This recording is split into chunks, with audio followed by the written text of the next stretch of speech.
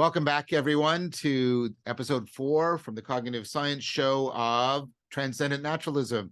And I'm here with my ongoing partner in all of the Cog Sci Show projects, Gregg Henriques. So welcome, Greg. It's great to be with you here again. Thank you, friend. It's good to be back. So I'm going to recapitulate what sort of happened in the past as we've been building the argument. And we're going to try and wrap up it being just you and I today in the 4th episode. And then get to having other people come in and reflect. So the first, I laid an argument out for a structured ontology and conformity epistemology that gave us a strong transcendence within extended naturalism. And then in episode 2, you laid out very, very clearly and comprehensively what those levels are. You filled in the content for the structure, I think is a good way of putting it. Episode 3, we wrestled together about how can we get a rich and deep notion of sacredness and the sacred within a transcendent naturalism. Yep. And then we came to, I think, a good convergent place around that. And then I wanted to pick that up in terms of, yes, at the theoretical level, fine, but how does that cash out in these 3 domains of ritual, when people have these transcendent experiences, and sort of worldview, attunement, finding a home within the cosmos. And these are sort of 3 dimensions of spirituality, very broadly construed. And so Greg and I aren't going to review. I'll do a little bit more on ritual because that hasn't been part of our previous series, but it's part of some of my other videos.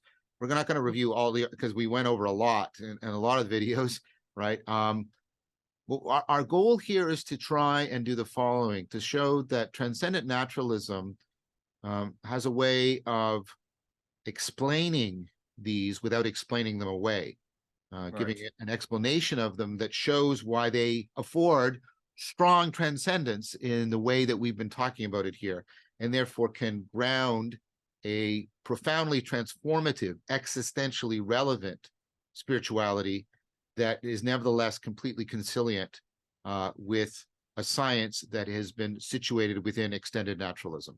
And so that's how I see our project. Did you have anything you want to add to the overall framing, Greg? No, that's exactly right. And so I love the explaining, but not explaining away. I love we want a religio for the nuns in relation, and that's got to have a logical architecture that's conforming with science on the one hand. At the same time, it's got to be embedded in practices, in communities, in ways of being. It's got to connect to the wisdom of the wisdom traditions, right? Yes. At some level, what's happening to those kinds of things. So I think what we're doing now is sort of made the theoretical argument for sacredness in relation, and now like, well, what does that actually mean on the ground? And issues of ritual, issues of transcendent altered states, issues of worldview, and transcending identity. These are all real instances, and I know we'll focus mostly on ritual today, but I think what we're doing is we're really filling in sort of the practice side and then articulating that embodiment bridge between sort of science, spirituality in this emerging worldview we're gripping.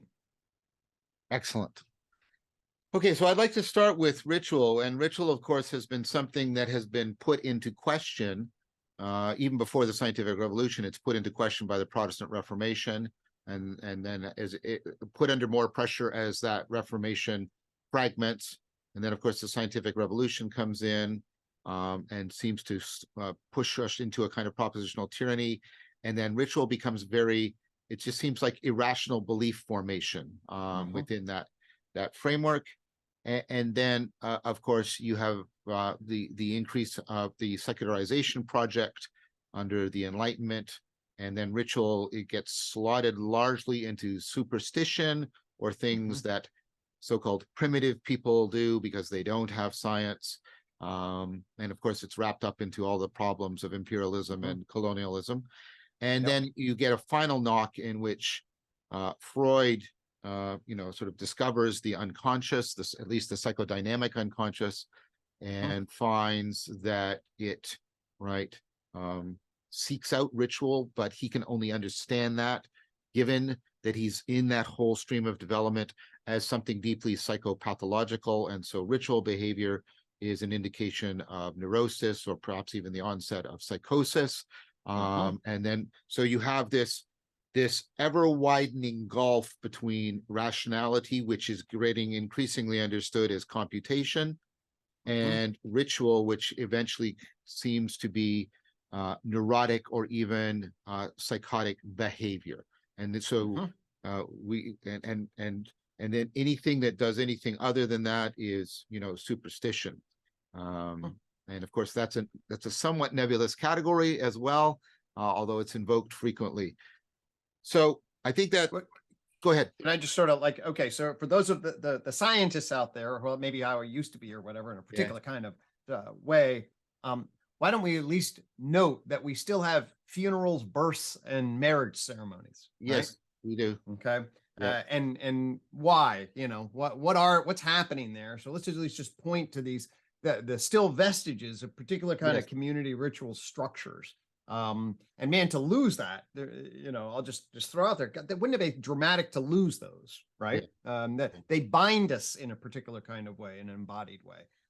So for the skeptic side of there that are following that, we still have, as though we lost a huge amount, we're still doing rituals of marriage, birth, and funeral. And that speaks to, I think, something to what we're going to articulate in terms of the nature of our natures and why these kinds of practices may be absolutely central.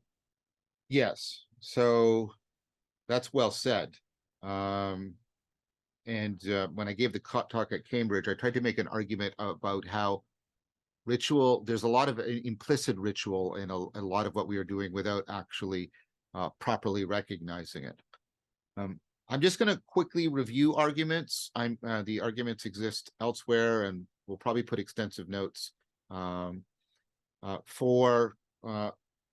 I've been building what I think, and not I alone, other people, Yaden, and of course Schilbrecht, and a whole bunch of other people, what you might call a philosophy or philosophy, psychology, a cognitive science of ritual. And I'd like to try and lay that out. But I'd like to start from the side of rationality first. And I'm going to, for each premise I introduce here, I'm going to ask the audience, the listeners, to trust that there's extensive arguments and I can point them. But if I do the argument for every premise, this will get huge. So the first premise is there are important kinds of knowing associated with there's different kinds of knowing associated with different kinds of memory, associated with different kinds of normative standards, the 4 Ps of knowing. And so, and 4 ecog psi, and a lot of the work that I've done, and Gregg does work on it. We've been pointing to all the non-propositional knowing and how important that is to cognitive agencies. First of all, let's invoke that if we look at ritual only through the propositional lens, we're probably missing a lot of what it's doing, because the first premise is that ritual is, although there's propositional content in ritual, I just came back from an Eastern Orthodox monastery, right? Although there's propositional content, that's not there. It is totally in service of non-propositional kinds of knowing.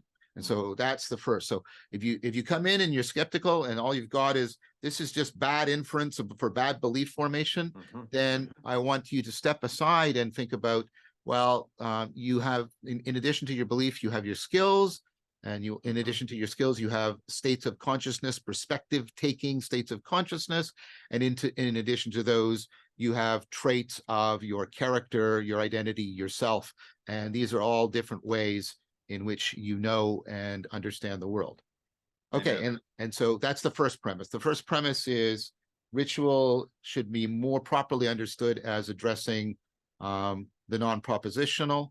It's more about developing skills, perspectives, and identities. So that's the first. Lovely.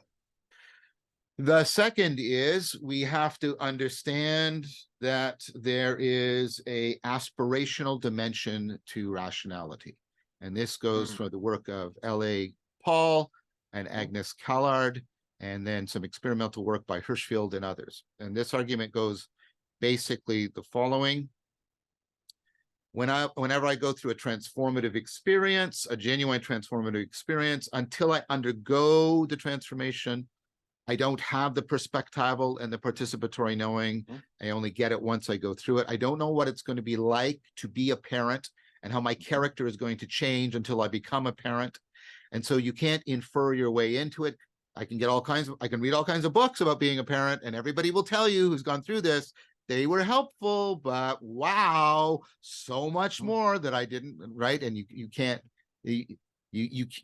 sort of reason your way into it. This goes with Jerry Fodor's argument that you can't compute your way from a weaker logic to a stronger logic. That argument's out there. So the point is you can't infer your way through a transformational experience. And then the question is, well, how do we do it? And my answer is we engage in what we see all intelligent creatures engage in. We engage in serious play. In serious play, we put ourselves into this liminal state where we're getting a sense of the perspectival and the participatory change, but we haven't completely committed to it. So before having a child, we might get a dog and see what that's like, right? And so it's serious play. So serious play.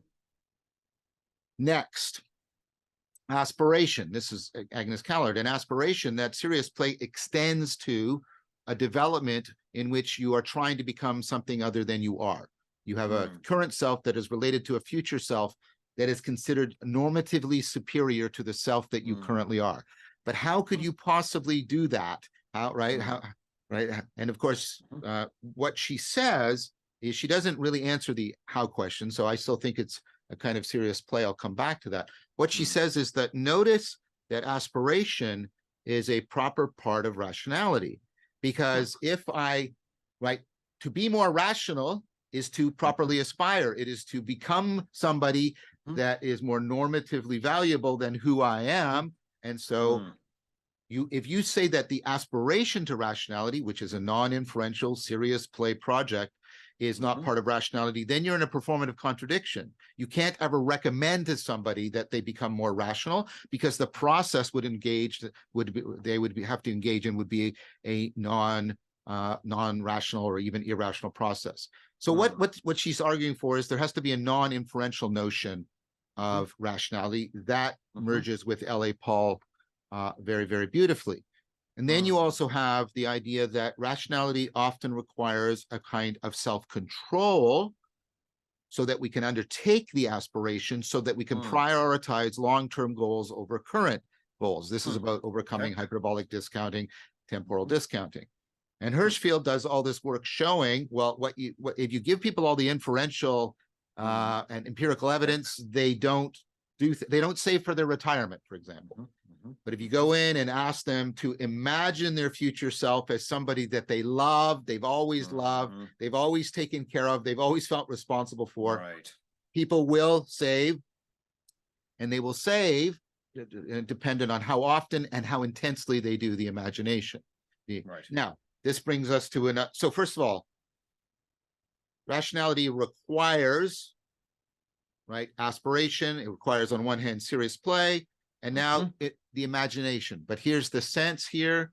This is the imaginal, not the imaginary. The imaginary is when you picture things in your mind and you're cutting yourself off from reality. The imaginal is when you're using, right, the imagination, but in the sense of a child playing. What you're doing is you're trying to adopt the identity and the perspective of somebody, and so it's imagination that enhances your ability to perceive or conceive. It puts you into contact with reality. It makes you more aware of subtle patterns in your body and mind, etc. And again, this is more developed. So we have serious play and the imaginal are actually needed for rationality in a profound way. So just like you can have sort of virtually augmented perception, you can have imaginally augmented perception. And I won't repeat the arguments. Imagination is crucial in this way. The imaginal is central to deep learning, where fantasizing is part of what the system does in order to improve its ability to recognize the world, the generate to recognize function. It's deeply embedded in predictive processing. It's error up and basically imaginal down. And so all of this has converged on rationality requires an activation of non-propositional kinds of knowing, specifically those involved in serious play in which people are relying on imaginally augmented perception and conception. Okay. Good. Now we can turn that around as yet, but can we evaluate that? Can we hold it to a rational standard? And so this goes to all the cognitive anthropology around ritual, around where ritual is basically seen, and the language is actually used as, you know, fitting you to the situation, right? It's deeply dripping in relevance realization, right? And then it has an anticipatory sense to it, which is precisely how you can evaluate its rationality. So it's an enhancement of relevance realization in which whatever you're doing, whatever you're training and cultivating in the situation, if it transfers outside of that situation broadly and deeply, then you can evaluate it for being more rational. If it right, if it keeps you trapped within the context of learning, then it's deeply irrational. And so you have a standard. So not only does rationality depend on ritual, you can see how ritual is rational. It's enhancing your relevance realization, and it does so in a way that transfers broadly and deeply. So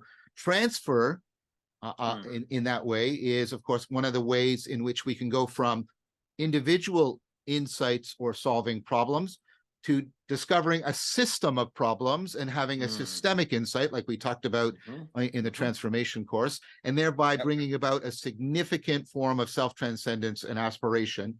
And then it gets all tied together. You get why rationality needs ritual and how ritual can be rational, how it affords aspiration, how it affords transformative experience, and how it can do that in a comprehensive person identity changing manner.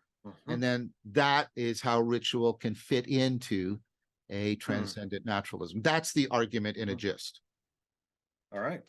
I mean, I think that what that does, from my vantage point, right, is that it orients us into, you know, I mean, a four-cognitive way, it orients us into embed and act, embody.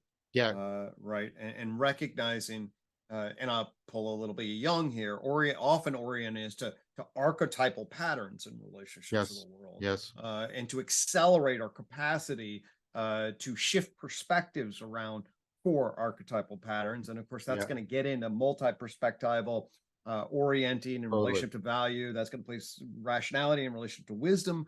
And it's going to bring some communal opportunities, not just in the individual, but it's going to then pull systems together for distributed cognition, distributed rationality in this regard. Yes. So one of the things, and McNamara makes this, you know, religious experience, but rituals typically they involve decentering, in which you're shifting off of often a first-person perspective and trying to take, you know, a God's eye perspective or the, you know, the future better self perspective. And that, of course, overcomes a lot of cognitive biases. It also triggers the Solomon effect, the thing that Igor Grossman found, that just shifting from first person to third person perspective can give you tremendous insight into your problems. And then you're right. The thing about a ritual, in fact, Yaden proposes that we should use practice when it's individuals and rituals for when it's shareable, precisely because what it does is it puts people into, distributed cognition, gives them access to the collective intelligence, but also allows them to shape it and educate it to improve the fittedness of collective intelligence to a complex environment over time and space. So I think that's all right. And so notice what we've done here. We've said ritual is, we haven't explained it away. We've not said it's silly superstition. Now, there are things that can be, and we've said, well, this is how you can evaluate them. Here's a standard, a normative standard, a standard of rational evaluation, right? But ritual is not intrinsically superstitious. It's not intrinsically neurotic. Those are pathological versions of a process that has a rational adaptive function to it, and that when it's properly understood can be normatively guided. But we're not telling anybody, like, that rituals don't belong. we're saying exactly the opposite. We're saying, no, you should be finding the rituals that best trigger the non-propositional knowing, get you into serious play, have you doing imaginal augmentation and perception, cognition and action, trigger distributed cognition, get you, right, get that going, right, fits you well to, and transfers broadly and deep, like find rituals that do that and then practice them, right?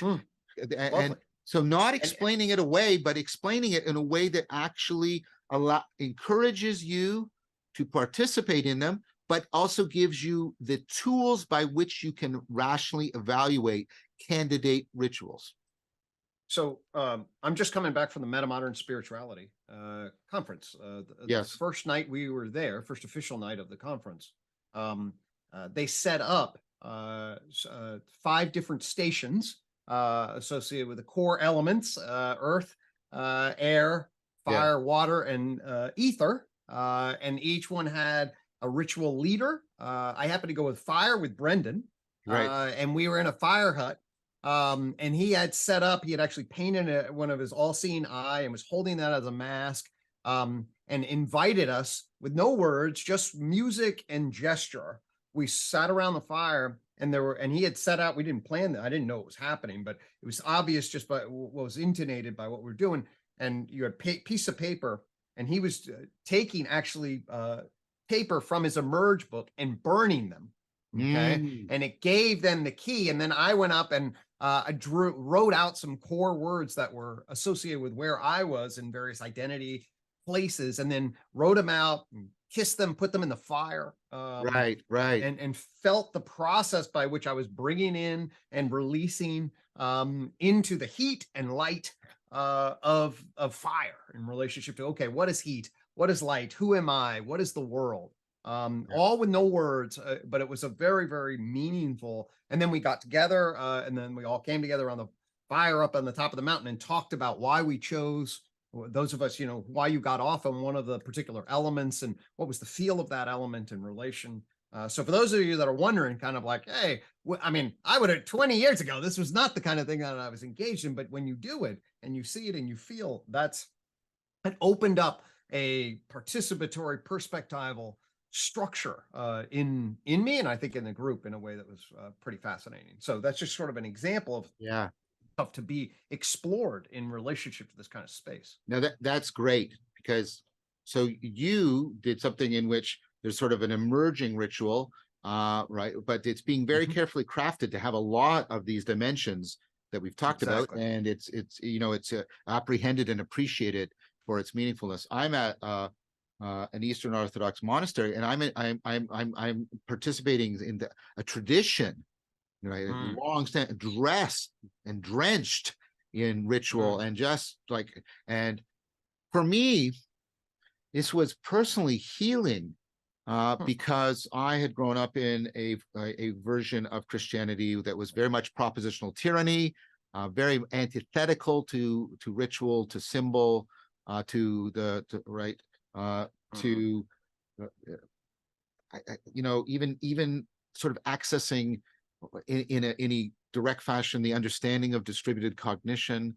And then I was in a form of Christianity that was exactly the opposite in so many ways. Of course, people were speaking, but the speaking was just in service of the the icons that in that, and the lighting is changing. They even will move the chandeliers and the lamps, so in your peripheral vision, right, there's like the spirit is moving through, and you've got the icons, and they're alive in that candlelight, and then the incense, and there's rhythmic movement, and then there's singing and chanting, and people are moving and taking up different positions. And gesture, of course, is part of how we do imagine. Gesture is imaginal augmentation of perception and cognition. That's why you're doing it all day long, and all the research points to its efficacy. And I found it so well, like I said, healing for me, because it was able to like give me of course, I have always had it intellectually. Well, there are other forms of Christianity. I'm not saying I'm becoming a Christian. That's not what I'm saying here. But what I was saying is, at the non-propositional level, my whole embodied and embedded cognition got, oh, there are other kinds, right? Right. And so I found that profoundly healing for me in terms of Totally. giving me, part of getting out of PTSD is can you reframe the reality, right? Absolutely. And that was very much what happened for me. Right. To get that sort of proximal association and then shift the Yes. flavor of it, right? And then all of a sudden you open up a different kind of meaning structure in relationship to it. Yeah, and a whole new possibility of relating to one's Right. own past in that case. Lovely. So I think what we've done is, and there's a lot more work going into this, and there's the Pickstock stuff on liturgy is also just opening this up profoundly. A lot of convergent argument and evidence for the intertwining of ritual and rationality and ritual, which I think is a very practicable way, experiential, transformative way. John, Which, do you want to, you've done this a lot, but for folks that, do you want to give just a quick summary of like intelligence, rationality, wisdom, or just place sure. rationality in relationship to Oh, how yeah. that term is being used here? Yes. So thank you. So intelligence, your general intelligence is your capacity to be a general problem solver, solve many kinds of problems in many kinds of domains. And of course, this is why the GPT people are talking about sparks of AGI, artificial general intelligence. It's a machine that is not just good at playing Go or doing this. It seems to be much more general. And there's controversy around that. I'm not going to get into that, but I'm just saying that's why that concept is invoked. So I've been making an argument with the help of a lot of other people, one of them being you, but of course, Tim Lilliclap, Ray Richards, Leo Ferraro, Brett Anderson, Mark Miller, right? That recursive relevance realization integrated with predictive processing, which I'd like to think of more as adaptive anticipation rather than just predictive processing, affords us an account of what that general intelligence is. There's lots of specific arguments. The core argument is general intelligence should solve some of the meta problems that are required to solve any particular problem.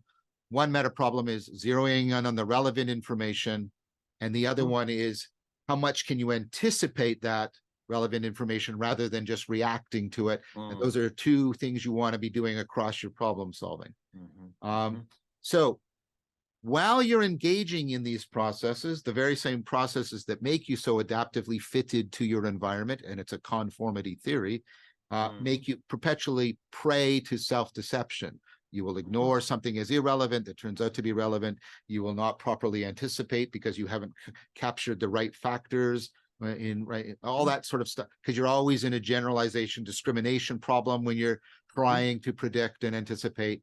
And again, we've gone into a lot of these in more detail than other places. So the idea is, well, what rationality is you can learn, you can use your general intelligence to learn strategies, skills, shifts of mind that help you overcome the self-deception that arises from the use of your intelligence. So these can be attentional strategies like in mindfulness. They can be inferential strategies like active open-mindedness, etc. And so rationality is the suite of virtues, because if you integrate skills and states of mind and traits of character, right, you get virtues that allow you to overcome the self-deception and also allow you to enhance that fittedness to your environment. Nice. And that's how you can see, right, ritual fitting in the way it's enhancing, like, remember the relationship to your future self, anticipating your future self, transforming your future self, all that stuff. Now, of course, there's rationality for each, right? You not only want rationality within each of the kinds of knowing, you also want them to be ratio. This is Plato's idea. You want them to be in the best proportion relationship with each other. So you reduce as inner conflict as much as possible. You get as much cooperation. So you see more deeply into the world. And that allows the world to open up. Then you can learn from that to better see into yourself. And then That depth inward allows you to even more properly align and proportion. So you see, and then you get this reciprocal opening. And so wisdom is that sort of rationally self-transcending rationality that is aspiring to a ratio religio, a properly proportioned connectedness that is constantly orienting us. This is what Sophrosyn is, towards a reciprocal opening. That would be Great. So wisdom ameliorates self-deceptive, self-destruction, foolishness. It enhances flourishing by enhancing ratio religio. And then that plugs into all the stuff you and I have done about enhancing well-being, flourishing, etc. Lovely. Is that Lovely. enough? I just said, oh, plenty. But at the level of just, yeah, that's a wonderful, since we're using that as to bridge into ritual, that to make sure that's front and center in folks' mind. I thought that's a wonderful summary. Yeah, I think yeah, ritual is one of the bridges between rationality and wisdom, given that it's pushing on the transformational, aspirational, identity changing dimension of rationality, and then and the cultivation of virtue, and then we're starting to shade into wisdom. And Lovely. I think there's a continuum. So turn intelligence on itself, you get rationality. Turn rationality on itself, you get wisdom. Absolutely. And then there's the possibility, to now segue into the next thing, that we can enhance intelligence along this line and get something like more wisdom, but we can also transform consciousness along another continuum, the insight, flow, mystical experience, higher states of consciousness continuum, and we get something like gnosis. I'm not a Gnostic, and people who keep accusing me of that, stop doing that, right? How could somebody who advocates so strongly for embodiment and embedment like be a Gnostic? That doesn't make any sense, right? So anyways, you have wisdom sort of on the intelligence side, and then you have gnosis on the consciousness side, but consciousness and intelligence are intertwining. And when gnosis and wisdom mutually afford each other, so individuals can see through messy, complex situations and can reliably and systematically address perennial problems of self-deception, of anguish, of absurdity, of anxiety, of alienation, of despair, and can enhance people's sense of connecting to what's more real. That's my proposal of what enlightenment is. That and so that takes us into the next stage is, well, what role do higher states of consciousness have in there? Well, we made an argument, Greg and I, that, and we're not going to repeat that argument about both consciousness, and we did another one with Chris Master Pietro about the self. And what the basic argument is, consciousness, its function is this higher order recursive relevance realization. And now I would add in the adaptive anticipation. And when you get these kinds of transformations in consciousness, like you have in insight and flow, you get an enhancement of religio connectedness, you get a diminishment of self-centeredness, you get all of this stuff. And so higher states of consciousness, I argue, and Greg and I talked about this, and there was convergence, is when you're taking consciousness's function of giving us a meta-optimal grip, an orienting stance on the world, and that's where you're flowing. That's where it's not the flow state of how to play hockey or how to play tennis, but it's the flow state of how to orient, meta-optimally grip, and take an appropriate stance for navigating the complexities of the world. That's a higher state of consciousness. That's gnosis. You integrate it in. So not explaining it away, but in fact explaining how enlightenment is possible, how those higher states of consciousness can have a function, how that function can be integrated with the educating of intelligence through rationality into wisdom, and then that can all be integrated together into an account of enlightenment that is reverse engineered to solve the perennial problems that confront human beings. And I take it that that explains again without explaining away. Lovely. I'll just summarize that from sort of my Utah vantage point. So let's divide human consciousness up into 4 different dimensions. We got a pure awareness state, open your eyes. Okay. That's a sort of a beam of recursive relevance realization, active inference at its base. Okay. And you have an adverbial frame, okay, that is then pulling adjectival sensory perceptual stuff. So you open your eyes, you see your apple. The standard mode of every day is that comes into your primate self. And we talked about sort of a carried self, an animal, mammal self, and then a primate self that's particularly relevant for things like how do you feel in belonging? What's your Yes. status? So you see this, hey, does this person like me? They don't like me. What are the power, love, and freedoms? That's the normal, intuitive self-other matrix response. Your ego is just justifying, hey, is this, try to maintain a justified state of being. You're tracking your persona and your identity, and that's how you're getting through the world. Okay. So you have an organizing structure of adverbial, adjectival consciousness, and then gripping structures, the core of the primate self, the private person ego, and that's how we go through the world. Yeah. Right? Excellent. And then what we can do in transcendent states, ultimately, things happen where the normal self-world grip of that everyday experience of who am I and what's relevant to me and how is this can be broken, can be melted, can be transformed. And the transcendent ultimate experiences is when that standard self, it goes through an evolution, a transformation. There's some kind of shift and an accommodation, to use Piagetian terms, and a transformation in the new self-world grip. And the transcendent experiences are when that light cone of possibility, where the self-world grip and then reestablishes itself in a new relation. Yes. And then affords this capacity for a broadening, a minor ego death or whatever, sort of like, okay, hey, and a transpersonal perspective, a transcendent perspective along those lines. And then, of course, you laid out sort of a continuum of process when we get insight flow, etc. But basically, the enormous amount of convergence there, and about why we should be sort of cultivating that. And if you bring your rational perspective, angling, well, what is rationality? Well, it's breaking some of the parasitic grips that are creep us vulnerable to self-deception and to maintain a particular narrowing of the worldview. Well, that's completely concordant with why then transcendent states would be part of this whole equation. So I think that's amazing. It sounded better, I think, when you said it than I did, but okay. I mean, I think we're saying the same thing. We are. Now, I think we brushed on it last time, but I wanted to bring back, this sort of more recent thesis I've been playing with and seriously playing with, the idea that recursive relevance realization, adaptive anticipatory, right, processing, that relevance realization machinery can come to a place where it realizes its own irrelevance. Because it's always interested in itself, because it's always self-corrected.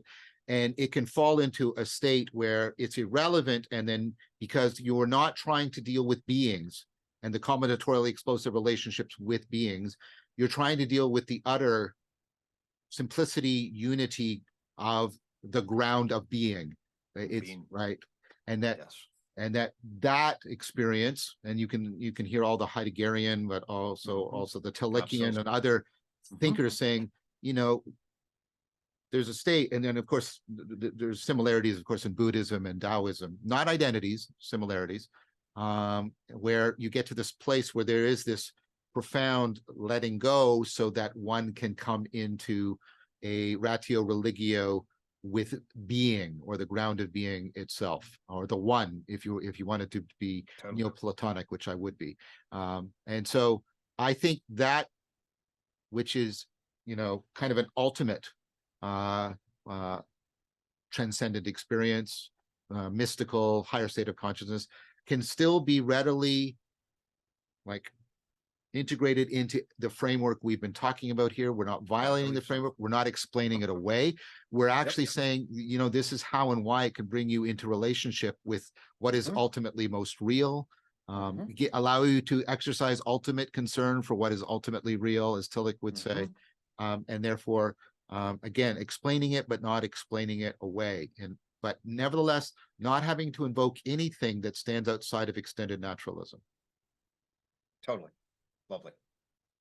So the last thing, and I was also just in Chino at the conference for the Quest for a Spiritual Home. I gave my talk there. My talk is already on Paul Vanderklee's channel. I suppose by the time this video comes out, the talk will be out on my channel soon too.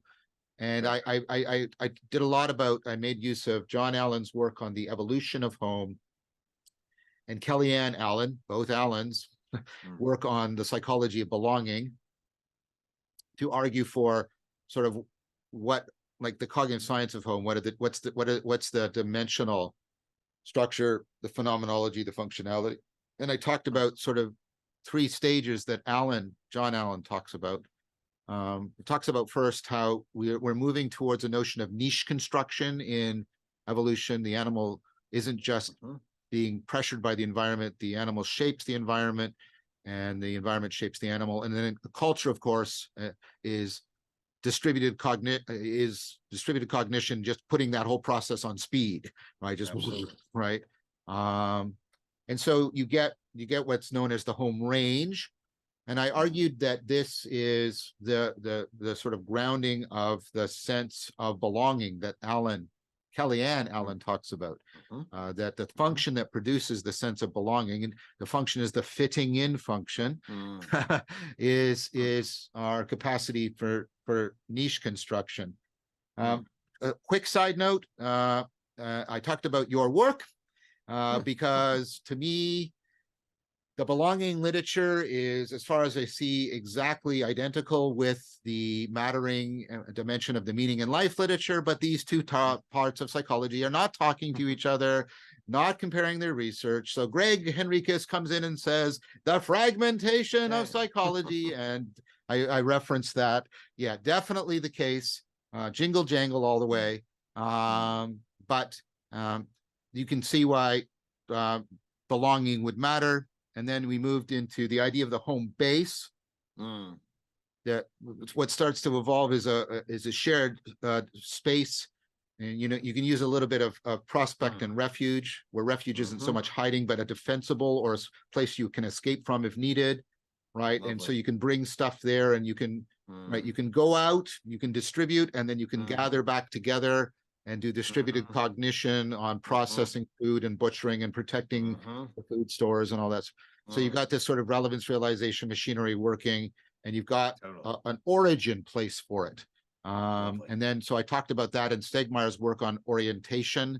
This is a way of giving you a origin to horizon relationship, that right. And as soon as you do that, instead of just having niche construction in which you wander between, what you do is you now have a map that allows you to interpolate and extrapolate your exploration instead of just happenstance, habit, and repetition. So you get the power of orientation coming in.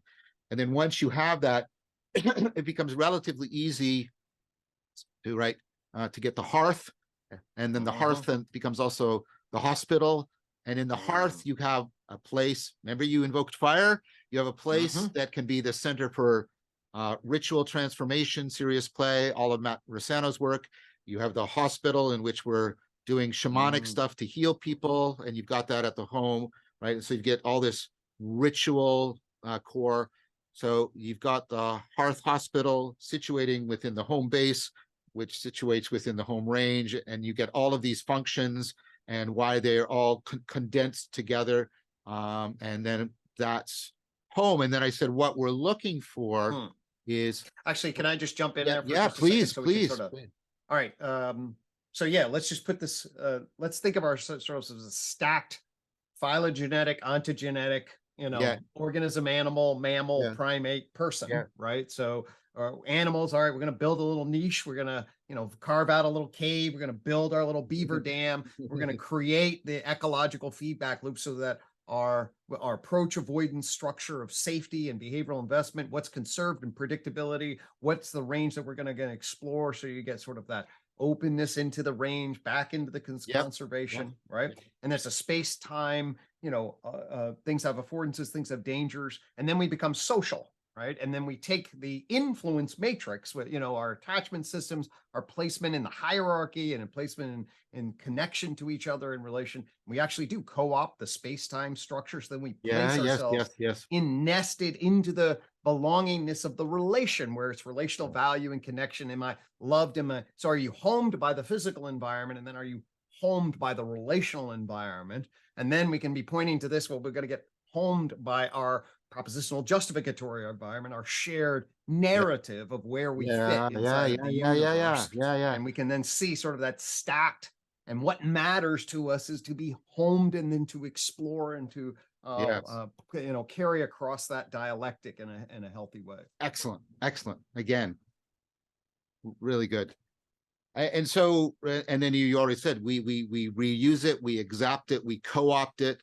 And so the quest for a spiritual home, as I was saying, okay, what people are looking for is they're looking for these homing functions, but they're not looking for it on, within the physical environment. They're looking for it within the cultural, and ontological environments. They want to be able to level up. They want to be able to do everything we're talking about. So they want a place that gives them the belonging, but also orients them, and that also, affords them to go through ritual transformation. And none of this is in any way inconsistent with transcendent naturalism. In fact, it's it's something that's entailed by transcendent naturalism in a thoroughgoing manner. And so the things that in some ways it feels almost like the point, right? I mean, yes, what we are missing fundamentally is God is dead, right? And, yeah. and we're in this place of the meaning crisis, and we're looking around, and there's no homing worldview that creates alignment across the wisdom stack. That's right. And that's one way to describe what is that worldview that affords clarity about our participatory perspectival stack historically and currently within the world. And I think we addressed that last time when we talked about fundamental orientation and homing in the sense of the sacred that can be afforded within. So within transcendent naturalism, so we can fit ritual in a deep sense into this. We can fit the whole continuum of the sapiential and the mystical into this, and then we can fit the homing into it. And it's like it's not clear what remains, right? Like sorry, I want to be clear. Obviously there, and I mean, I'm in good faith relationship with people who think there is more, and I all I can say is I believe that you're authentically believing that, but that's not something I can come this far, and they'll often say you've come so far, and I appreciate that. That's really valuable. But so I'm not going to try and decide that issue, but what we can say is how you frame this from the beginning. If you're a nun, N-O-N-E-S, this can work for you profoundly. If you're in a legacy religion, we have lots of feedback that this helps people go back into it or deepen their appreciation and apprehension of it, affords them to aspire more profoundly within it. So transcendent naturalism really is, in James's term, a very, very viable option right now. Amen. Amen. I mean, especially when we talk about what we did with all the classic, you make the difference between common theism, classic theism, right? Yes. And then you look at the embodied traditions. And as we've talked about, I think we're both in agreement that this is a pretty kairotic moment in the world. Yes. Right. And so in relationship to the sacred, if we think about this in terms of, well, what are the extended gripping functions that are going to afford contact with the real, oriented toward the one? It to me, it calls for a very experiential, existential, meaningful, spiritual orientation, and all embedded in the, like, collectively, like, it's like, wow, this is really important. We got to wake up to the meaning crisis. We got to wake up to ChatGPT and the digital metacultural joint point. So it, even to me, it both homes and houses and also orients us, and then places us in a kairotic moment that calls forth particular elements. And to me, they're like, man, that's a lot at the level of spirituality, of core mattering, of these kinds of issues. It seems to hold that very, very nicely as far as I'm concerned. Excellent. I think that last point was a really excellent amendment. Yes, that it also resonates kairotically very well. I think, thank you for that. That's a very good point. That's excellent. So I think that you and I have, with these four, built a good exposition, elucidation of Transcendent Naturalism, and we should now enter into discussion with our chosen and cherished interlocutors about this proposal. Absolutely. I think we have done a good job laying the groundwork. And I think bringing more voices, more perspectives will enrich it in a particular, in many different ways. Thank you very much, my good friend. Hey, man. Thank you. Deeply appreciate it.